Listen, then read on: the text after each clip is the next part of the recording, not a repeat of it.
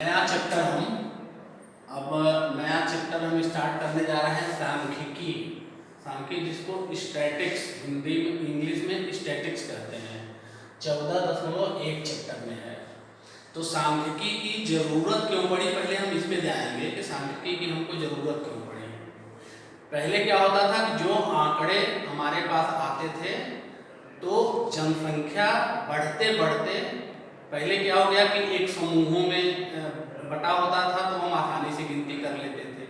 फिर धीरे धीरे जनसंख्या वृद्धि होने लगी या आय में वृद्धि होने लगी तो उस आंकड़े को गिनना या उस आंकड़े को इकट्ठा करना बहुत मुश्किल हो गया था।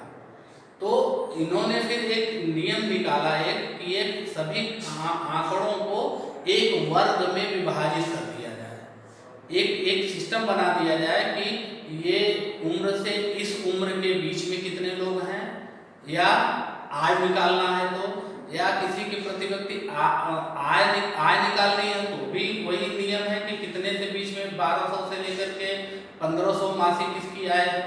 तो उसको आंकड़ों को जो है इकट्ठा करके फिर उसका अध्ययन करने के लिए सांख्यिकी की आवश्यकता पड़ी।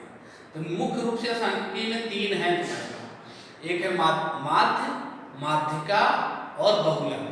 माध्य से जैसे ही क्लियर हो रहा है कि माध्य का मतलब होता है कि बीच से मतलब होता है। माध्यिका का भी मतलब बीच से ही होता है, लेकिन उसके लिए भी फार्मूला, उसकी परिभाषा कुछ दूसरी होती है। उसको जब हम अगले चैप्टर में अध्ययन करेंगे तब हम उसके बारे में बात करेंगे। अभी आप माध्य के बारे में जानिए।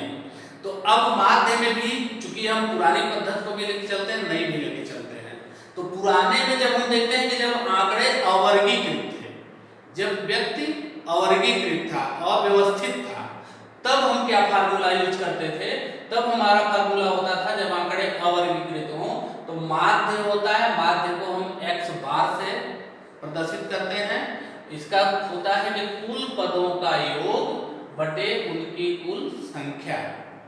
किसी भी जैसे 1 से लेके 20 तक की प्राकृतिक संख्याओं का समांतर माध्य निकालना हो तो हम क्या करेंगे कि 1 से 10 के बीच जितनी संख्या आती है उसको हम क्या करेंगे, जोड़ देंगे और बटे क्या कर देंगे, 1 से 10 तक की संख्या है तो कुल पद हो गए 10, बटे 10 कर देंगे तो हमारा ये आंसर आ जाएगा। ये तो छोटे पैमाने पर हुआ।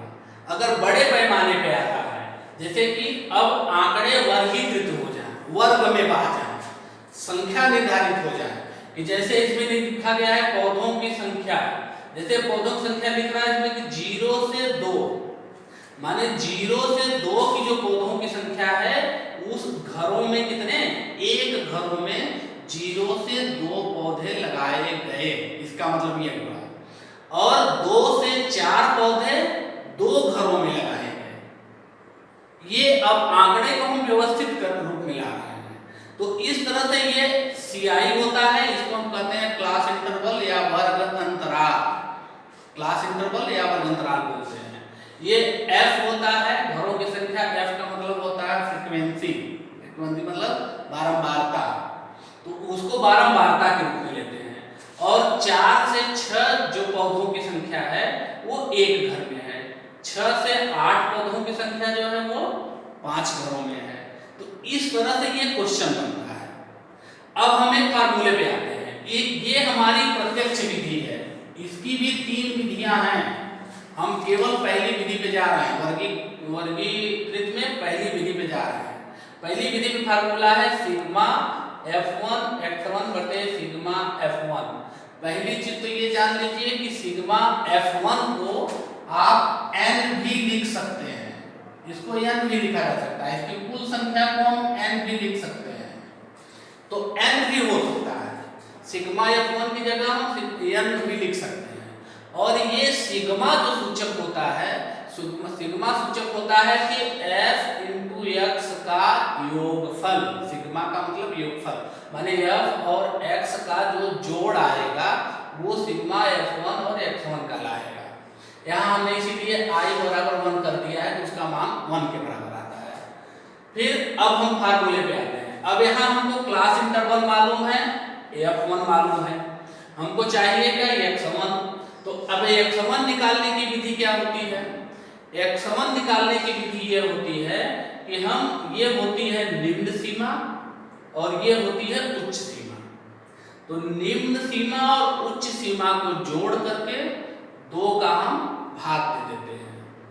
जैसे इसको जब हल करना होगा तो इसको हम 0 प्लस 2/2 करेंगे तो आ जाएगा ये 2/2 बराबर 1। ये तुम्हारा x1 होगा। उसी तरह इसमें भी करेंगे वही, 2 और 4 6, 6 में 2 का भाग देंगे 3। उसी तरह से ये बढ़ता हुआ चला जाएगा, 2 में बढ़ता हुआ चला जाएगा। तो x मालूम हो जाएगा हमें। जब x मालूम हो जाएगा तो हम f इंटू x यहाँ है तो f और x का आपस में गुणा करेंगे। तो ये गुणा हमने किया है और गुणा करने के बाद इसका टोटल आ रहा है सिग्मा f1 x1 139 आ रहा है और सिग्मा f1 आ रहा है 20। अब हम फार्मूले पे सीधे जाते हैं। तो ये फार्मूला है हमारा। तो फार्मूला है, हमने फार्मूला लगा दिया, ये सिग्मा f1 x1 बटे सिग्मा f1 मतलब 139, ये सिग्मा f1 x1 इसका टोटल आया है और ये आया है 20। भाग देंगे तो जाके हमारा आंसर आएगा 69.5। मतलब ये कि ये जो पूछ रहा है क्वेश्चन में कि 20 घरों का एक एवरेज कितना आ रहा है तो वो माध्य होगा 69.5। ठीक है, गड़बड़ आ गया, थोड़ा सा गड़बड़ हो गया। इसको ये भाग देंगे तो 6.95 आएगा। मतलब आंसर जो आएगा वो 6.95 होगा। माने इसका जो पौधों की संख्या का जो एवरेज आएगा प्रति घर के हिसाब से वो 6.95 आएगा। अब इसी तरह का आप पूरा सवाल, इसी पे आधारित पूरा सवाल है, चैप्टर पे लगा डालिए। जो नहीं आता है समझ में वो हम फिर बता देंगे। अब दूसरे क्वेश्चन पे आते हैं। इस सब सारे क्वेश्चन वही हैं। फिर यहाँ वर्ग अंतराल, CI, क्लास इंटरवल हम शॉर्ट फॉर्म में इसलिए लिख रहे हैं कि इसको जब हम पढ़ाने लगेंगे तो सब शॉर्ट फॉर्म में लिखेंगे, हम बड़ा बड़ा वर्ग अंतराल से नहीं लिखेंगे। तो ये CI हो गया। ये CI पूरा दिया हुआ है बुक में तुम्हारे देगा, F देगा, F1 जो है वो देगा। तो F1 ये दिया हुआ है। x1 को निकालने की विधि हमने बताया इसके पहले कि इन दोनों का लोअर और अपर का योग करके 2 का भाग दे देते हैं। जितना आता है वो x1 हो जाता है। x1 तुम्हारा निकल गया। अब हम f1 इंटू x1 करते हैं, गुणा करते हैं। तो ये ध्यान देना है कि और सब जगह गुणा तो तुम्हारा अंकों में है, कर लोगे। 20 का f में गुणा करेंगे तो 20f होगा। जैसे तुम लोग कक्षा 6 में जब आया होगा शुरू में तो कहा गया होगा कि 2 में अगर x का गुणा होता है तो 2x आता है। तो ये दिमाग रखने की जरूरत है, ये नहीं कि भूल जाओ। इसमें पता लगा 20 f की जगह 20 + x कर दो। और ये गुणा करने के बाद फिर हम क्या करेंगे कि इसको पहले ही हम दिमाग से थोड़ा सा इधर उधर हटा देंगे। पहले गोला बना लेंगे कि इसको हमें इन अंकों के साथ नहीं जोड़ना है क्योंकि ये विजातीय पद है। कक्षा 6 में भी पढ़े होंगे, कभी नहीं जुड़ता था। x + y का मतलब x + y ही होता था। तो ये f अंकों के साथ नहीं जुड़ेगा। ठीक है, तो अंकों को फिर हम जोड़ लेंगे। ये अंक पूरे जोड़ने पे आया है मेरा 752। अब इसको प्लस 20f को 20f कर दो, प्लस 20f। ये अलग हो गया। यहाँ भी वही हाल, यहाँ भी f को उसी तरह से मानो, f को प्लस f कर लो और इसका अंकों का टोटल करके यहाँ 44 + f हो गया। अब यहाँ हम फार्मूले पे आते हैं। x बार बराबर सिग्मा f1 x1 बटे सिग्मा f1। अब माध्य जो दिया है, माध्य तुम्हारी किताब में दिया है कि जेब खर्च का माध्य 18 है। तो माध्य की जगह हम 18 रखेंगे। माध्य हमारा चूंकि माध्य हमें मालूम है, किताब में है लिखा हुआ 18।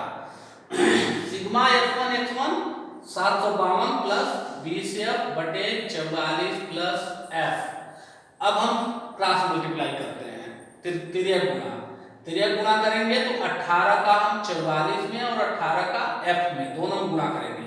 तो ये 792 प्लस 18 f आ रहा है। अब हम क्या करेंगे कि जो सजाती है एफ को एक तरफ करेंगे, अंक को एक तरफ करेंगे। जब ट्रांसफर होता है तो माइनस हो जाता है, तो ये माइनस हो जाएगा, तो ये आ गया यहाँ 2f, तो 2f बराबर इसको घटा देंगे तो यहाँ 40, f बराबर यहाँ 40 बटे, ये जब इधर ट्रांसफर होगा तो बटे में हो जाएगा 2 बराबर 20, f का जो मान आएगा वो 20 आएगा। ये तुम्हारा आंसर हो गया।